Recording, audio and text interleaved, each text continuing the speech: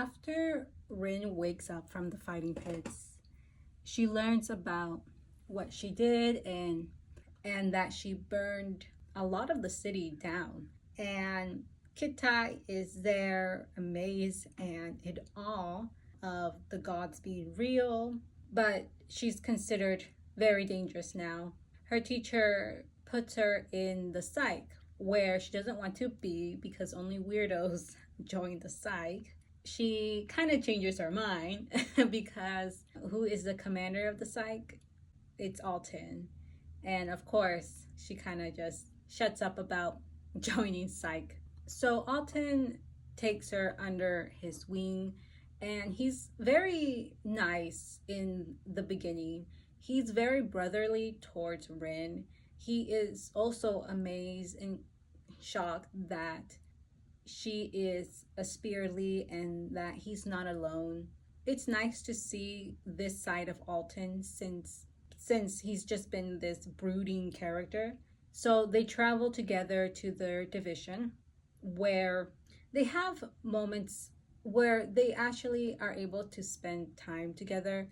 And again, Alton is very brotherly towards Bryn. I don't see anything more than that in the beginning right now. His job is to make sure that she can call on the Phoenix because she can't do it willingly.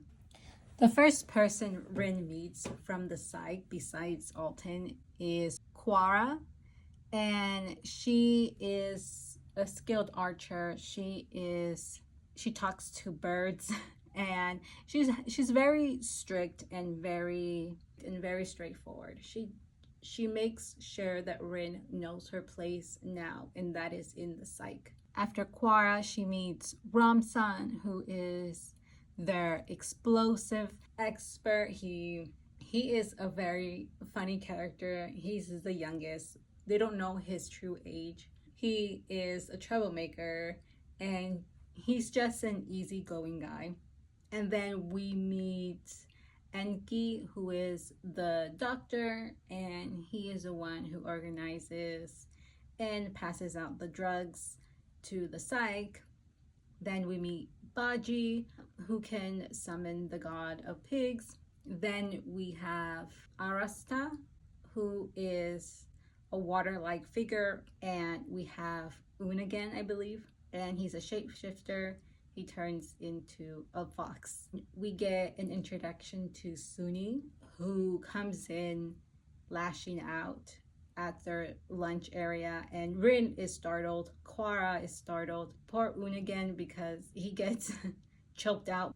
Alton comes to the rescue, and he knows how to take care of the Cike. He knows how to calm down Suni, who is the most chaotic character, or he's the most chaotic shaman that they have. He is mentioned that he should be in the mountain, but he's not because he's needed here in the war front. At first, when I'm getting introduced to Suni, I don't think much of him other than that he is a little crazy and unhinged. Later on, I learned to just really love Suni. I love him very much. Throughout her time during this division, her job is to be a soldier, but also summon the Phoenix. She interacts with the rest of the other shamans, and a few things happen. First of all, they're surrounded by Federation soldiers. No action, no fighting is taking place right now. So everything is pretty much at a standstill until he takes matter into his own hands. And I truly think this is the dumbest thing that he could have done. At this moment, we don't really know Alton too well. All we know is that he's incredibly smart, excellent fighter, powerful because he can summon the Phoenix God at will. So he's like this all-star person. But we don't know yet how angry of a person he is, how damaged he is. So when Alton comes up with a plan to attack the Federation, it is one of the dumbest things that he could have done. The warlords are not in agreement with each other. They are cowards and refuse to move and refuse to do anything. and they don't want to trust each other. They don't want to work together. Alton has to deal with that, and the martial arts teacher or master is also at this division. He also is pretty much encouraging a standstill, like no one move. If we don't do anything, they don't do anything, sort of. But Alton has to jump in and he wants action. He has a reason for wanting action, but his reason is so selfish, and he creates a domino effect after doing this, after attacking the Federation. They are very successful at attacking the Federation, and Alton comes back. The people are happy about this victory, and the only one not happy is the martial arts master. He is not happy at all. He yells at Alton, and he has every right to be upset. Alton, he threw the first punch. The Federation army is brutal, and they are barbaric and psychotic. And because Alton threw the first punch, the Federation has motivation to now move in and attack back. And they do so cruelly. They counterattack, and it's so much worse than what Alton did or what the Cike did. It causes this huge explosion, losing so many people. He takes a hit personally and locks himself away, which is ridiculous. And Rin is starting to see this side of Alton now, and it's not pretty. And her kind of delulus are coming to an end, and she's ignoring all these red flags from him. After the Federation does their counterattack, a new group shows up. And who is this new group? It's Naja's division. And it is such a beautiful moment between Rin and Naja here. It's honestly one of my top 5 favorite moments of all time in any book I've ever read. This one makes it at least like the top 3 at least. Top 5 to top 3 favorite moments in my book reading list. When Rin sees Naja and they have like this connection now. They fought together flawlessly, and when they see each other, it's like Naja can feel someone staring at him, so he looks at that direction, and it's Rin, and that whole interaction, the moment, it's like, it reminds me of the Lover's card in tarot. Sometimes the Lover's card doesn't mean romance. It could mean at the right place at the right time, where it's just this moment of time that's just perfect, and they are just staring at each other. And I don't see it as romantic, even though the Lover's card is a romantic quote unquote card, but it's not really fully romantic. It's just at the right moment at the right time type of card.